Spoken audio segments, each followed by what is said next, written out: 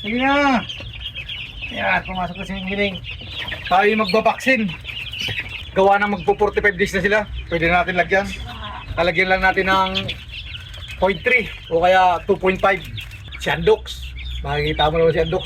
Halusog na balusog. Kailangan wala pa silang sakit. Protectionan na natin sila. Ang gamit nga pala ni Mr. Peps nito, ito hindi mabibili sa online. Kuray sa gel. Bawal palang i-kwanto. Bawal sa online. Kasi kailangan talaga dito naka-yellow. Kaya mabibili nyo ito sa mga poultry supply. Yung mga malaking poultry supply, doon yung mabibili ito. Kuray sa gel, yung gamit ni Mr. Peps. Nga lang, di na natin papakita yung pagsaksak. Gawa ng bawal na tayo.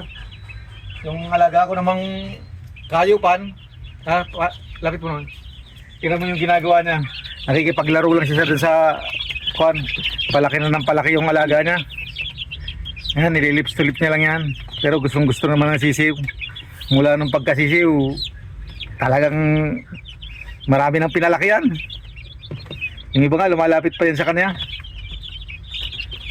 Ayan, lumalapit pa. Gusto niya makipag-arutan. Malamang sa malamang, itong trainer na to, pag inilaban tong alaga niya, kasama siya doon sa sabungan. Para siya yung magsabing, pumalo ka. Kailangan pala nito, pag magsasaksak ka, huwag kang magsasaksak ng wala pang sambuan. Kasi hindi pa nila kaya. At yung kuraysa, kailangan nasa malamig lagi ng pinaglalagyan. Pag halimbawa magsasaksak kayo, hindi pwedeng mainitan yun. Kailangan, kung halimbawa di naman maubos, dahil maramihan naman yung ginagawa natin, ilalagay mo na sa ilalim ng rep. Sa may gulayan mo lang siya ilalagay.